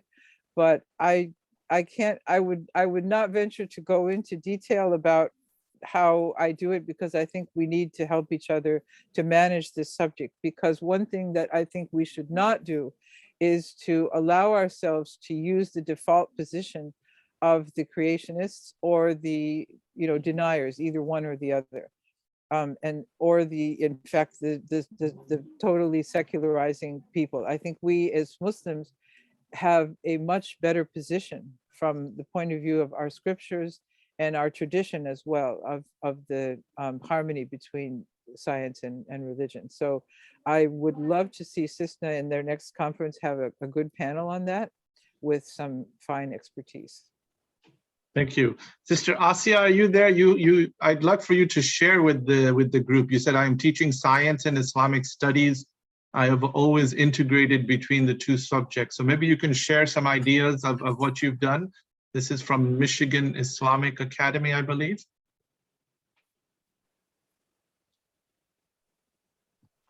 Assalamu alaikum wa rahmatullahi ta'ala wa barakatuh. Alaikum salam. I'm teaching Islamic studies and usually related like, Quran, everything in Quran. Whenever go through, usually I teach Islamic studies through projects because I found this is a good thing, because if like ask the students to read and test them is not good, like not a good way for assess them. So I use always projects, plays. So usually when we go through like something in Islamic studies, so I related to science or research. So for example, last topic we were talking about honey. So I asked them, go and look for honey. What is the benefit of honey?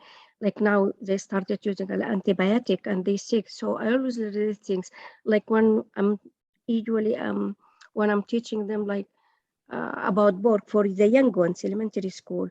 So, kids sometimes like eating the candies with, they don't know. So when I teach them, I said, okay, so I shared with them like science about the science of the pork, the meat of the pork, how it is like hurting or harming them. So because it has a lot of parasites and these things. So this stings their mind. And because even if you give them something with, you say it has a gelatin, they don't like it because it's like they know from the research of them what is inside the pork. And for the kids, you can't just by talking Islamic study, they cannot, you have to convince them by hands-on. Like this, I share them with this, I prepare the topic, I look it and it's a science topic and I share it with them. This how always and I found this is a very effective way for teach kids. Even some kids I teach them like 2 years ago, and now I'm teaching them again, like they're in 9th or 8th grade. So alhamdulillah, I found this thing I taught them is stuck in their mind. And even when I'm teaching Arabic, so even when I asked them last time, I said, okay, write about أكتب عن العسل وفوائده. So they like, subhanallah, they have they brought it was Arabic class, they brought and they brought the hadith. So I found that when I'm teaching them Islamic studies and Arabic, even they integrated the things.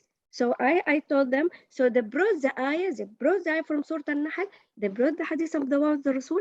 It was in Arabic subject. It was, I'm giving them like a speaking every week, khabar. They have like to prepare a subject about Arabic, like last one was about honey, and they share it with this thing. And I was like, Alhamdulillah, it's like they استدلوا بآية وبحديث.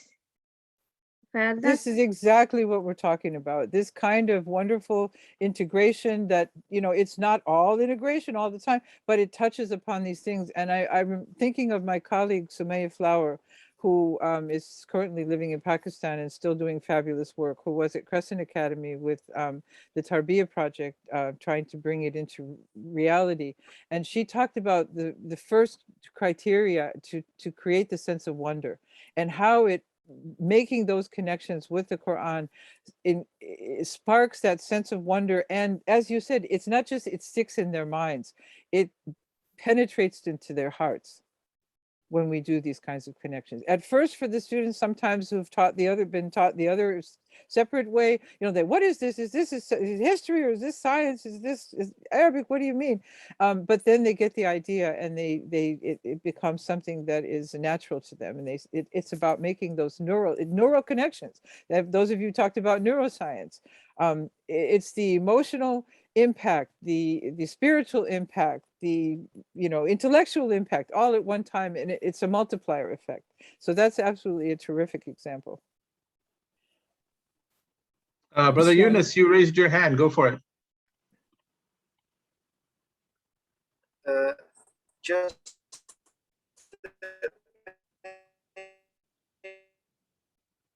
maybe a practical for the evolutionary teaching.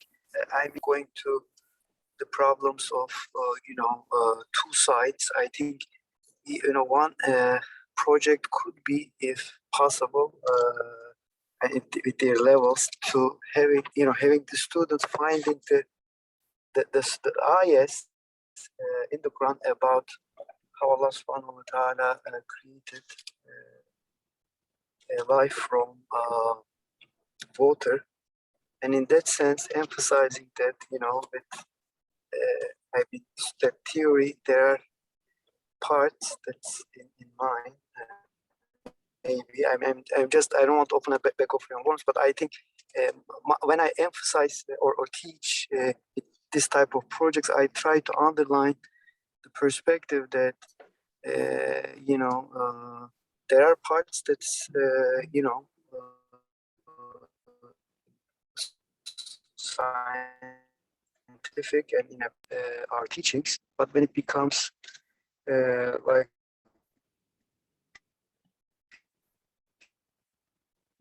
Unfortunately, Brother Yunus, you're going in and out, but I think we got the gist of that, suggestion. political that approach. What's that? I said you're going in and out, Brother Yunus. So, You've but been I think we breaking got up, yeah. we got the gist of it. I see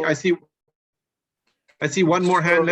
I see two Yeah, more then, hands. okay, then I think what we're going to do though is move on to some of the other examples because we've only got like about a little bit more than about 20 minutes left. So let's take one more now, and then there will be an opportunity for those to continue, because again, we're doing integration. So when I come to other subjects, we'll be able to come back to what you wanted to say.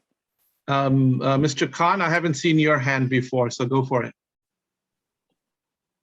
Assalamu alaikum, can you hear me? Yes. Yes.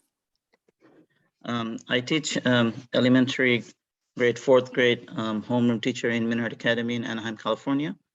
I just wanted to share one example of integration that I'm going to do in my class this year in social studies. So California social studies history is, filled with missions and establishing of missions and, people coming and settling down. So this year when I'm teaching this, this idea came to my mind, and I'm going to, inshallah, assign this for next week. And I highly believe in project-based learning. So this is what I'm trying to do with my students this year. When I'm teaching mission, we talked about not only the soldiers or the settlers came, but they actually brought their religious scholars with them, priests, to establish and teach about Christianity. So then I realized for us, Islamic school students and teachers, there's a strong similarity in that. And I introduced, think about when your parents and grandparents, wherever they came from, they actually did the very similar thing, establishing an Islamic organization, institution, and mosques and schools with them. So I'm gonna ask them to find out, primarily in California, go out and look and research and interview if they need to. When they're local or somewhere in California, the Islamic institutions or organizations, when they're established, what was the purpose, and who are their early pioneers, or who's the first sheikh or imam? Do they have Islamic schools attached to them? When did the schools start? What are the challenges? Something like that, to give them an idea the same way the missionaries established mission and wanted to teach their religion, and how there's a parallel for us in our history, at least in California. And especially, the idea of الرحلة في طلب العلم, and the communities that went out. And Ibn Battuta, in his travel narrative, talks about encountering those people and he himself was someone who was called upon by the Delhi Sultanate to bring his expertise as a jurist. So this is definitely an excellent connection. Okay, I'm going to move on now to examples of STEM integration that some of them are about integration with Islam, some are just science history, but and some are both. So at Legacy International Online High School, there were Zahir Arastu, who is the head of school and the first science teacher there, are working with a group in Malaysia that has actually put together a science curriculum. And one of the central emphases there is the concept of what is a Muslim scientist, and the concept of ulul bab. what are the Quranic attitudes and inspiration for science and mathematics? So I just want to, emphasize that there is some work out there in the curriculum of integrating science and Islamic values and studies. In world history, I wanted to just give a couple of examples of some things I've done. In prehistory, again, we start in world history not with, well, the whole idea of it is not to teach civilization by civilization, but to talk about global eras. And those eras begin with the actual creation of planet Earth, the beginning of life, and the amazingly enormous period of time that constitutes the history of Earth before human beings. There's these kind of clocks that are used that say, well, if the history of the Earth were a clock, civilization started at 5 minutes before midnight or something like that, to give the children a sense of time scale. And there are some wonderful resources that I can put together in the chat that build. One of them is a science museum in Minnesota that is called A Walk Through Time, that takes students and museum visitors, it's an online resource, through the geological and biological history of the planet. It's absolutely fascinating. And while I didn't expect my students to understand it from the point of view of mastery, I was doing it for exposure. And so I created a kind of scavenger hunt for the two techniques. One of them is a scavenger hunt where they look for certain things to get them interested, to get them embedded in it. And the other thing was collective learning, where I assigned sections of these, millions of years with a set of questions with the scavenger hunt, so that they would do what we call collective learning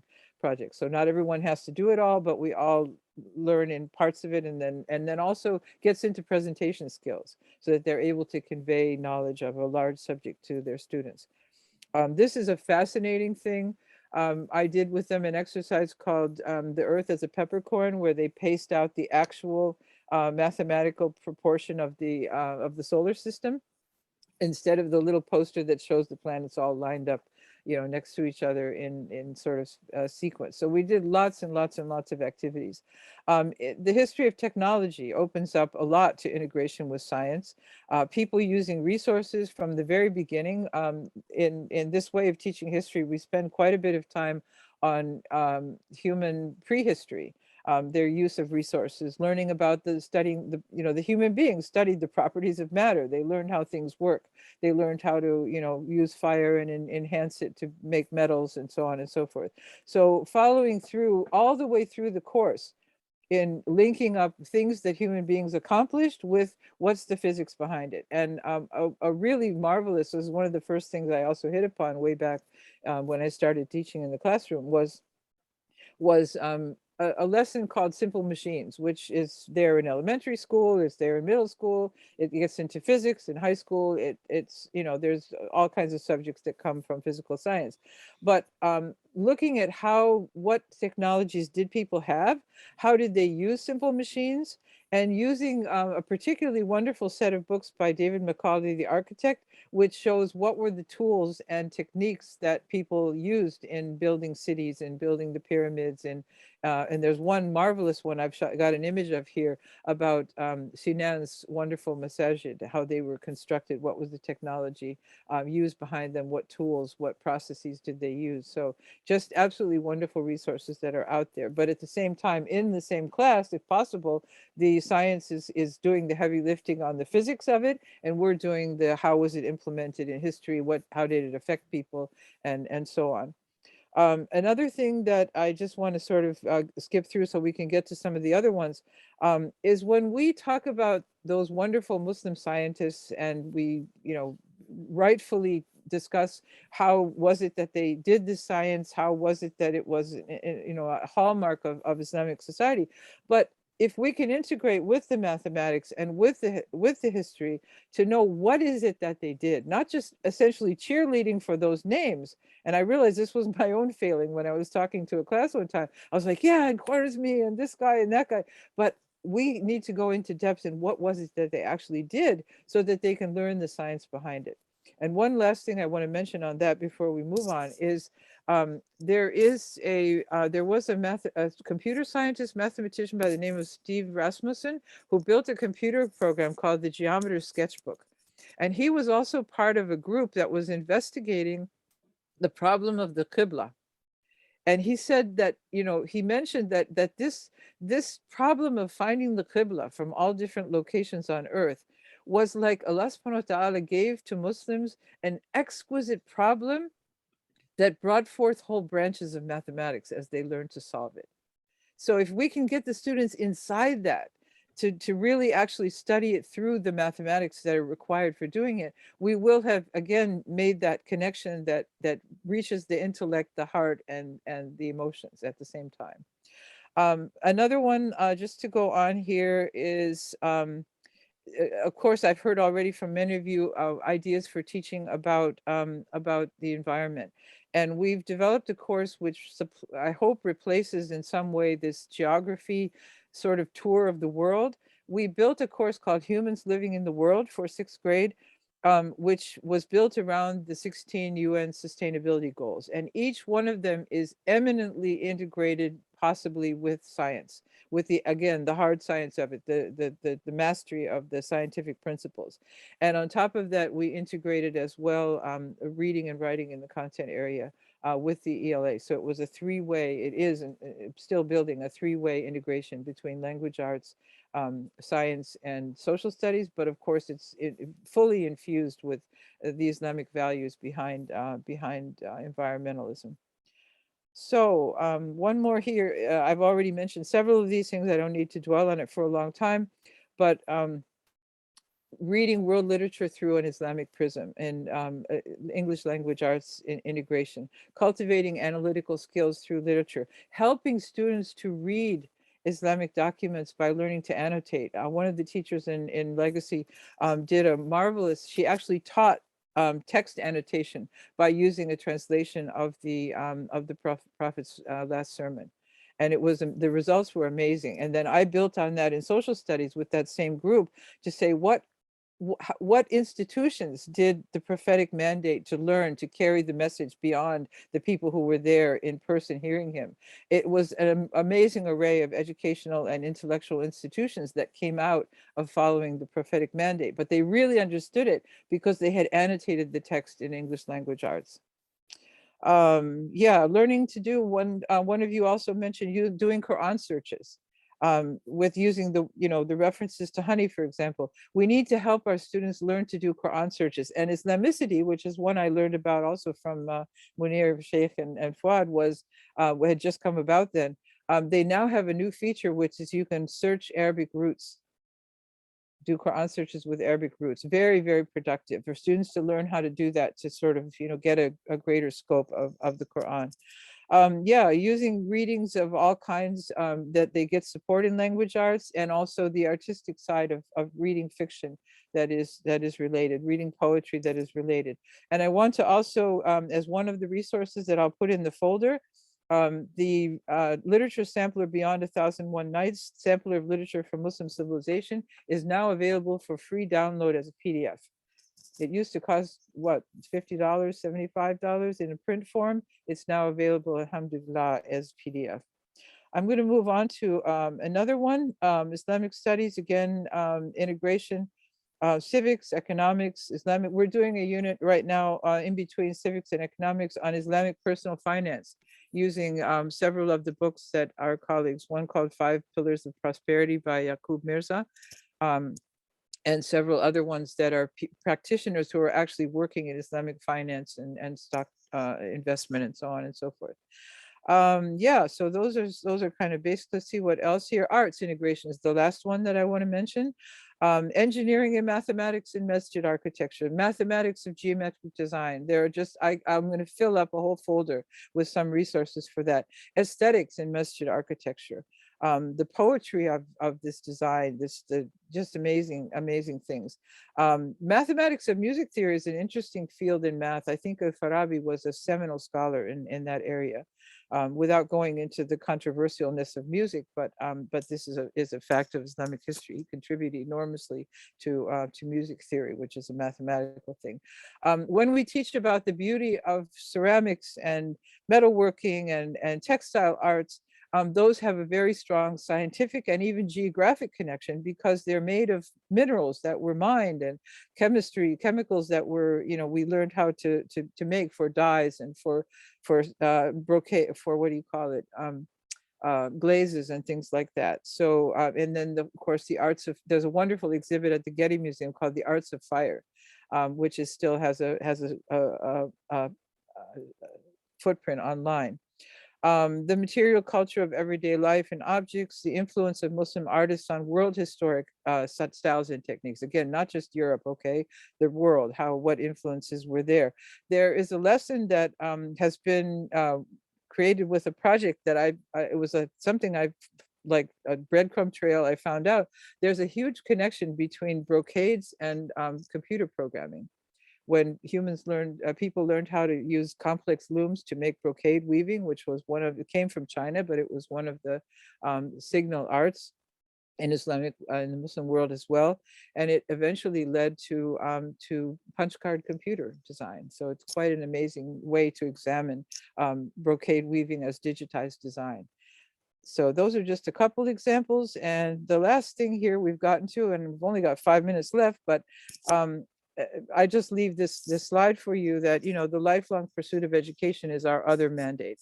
We want to cultivate lifelong learners and cultivate that core, the fitra, nurturing religious belief in individuals through this combination that we've been speaking of. So I'm going to stop there. And the only thing I want to leave us with here is it's got to be systematic. It's got to be supported by our administrations. It's got to be supported by, getting teachers together.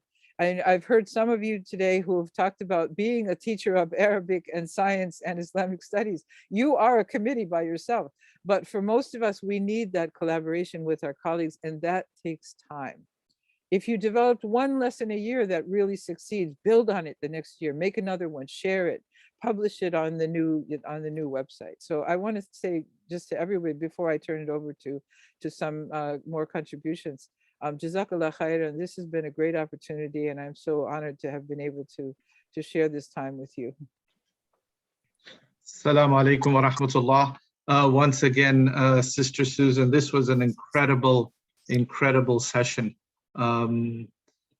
As I said in the beginning, she is a scholar among scholars, and she's right in the field. She's in the classroom with the students. So at one time, she is a scholar, she is a teacher, she is a student. So you are modeling for us what we should be doing in our class. Because this has been a long session, we're going to officially conclude right now. Again, we are going to have the lunch and prayer break, and then our last session for the day is at 1:30. It is a mental health panel, and I highly encourage everyone to attend that. I have put the link for the survey for today. Please make sure that you're able to fill that out. Bismillahir Rahmanir Rahim. Wal asr. Innal insana lafi khusr. إلا الذين آمنوا وعملوا الصالحات وتواصوا بالحق وتواصوا بالصبر سبحان ربك رب العزة عما يصفون وسلام على المرسلين والحمد لله رب العالمين. Once again, Jazakallahu khairan, Dr. Susan, that was just awesome, just remarkable. You gave us a plethora of resources, of ideas, of references, and we will all look forward to that folder. Inshallah, on ISNA's website. Let's write a book together, inshallah, and share all these ideas. Barakallahu fikum, and thank you so much for sharing. Assalamu alaikum, everyone. We'll see you. Alaikum salam wa rahmatullahi wa barakatuh. Jazakallah. Assalamu alaikum, everyone. Yeah.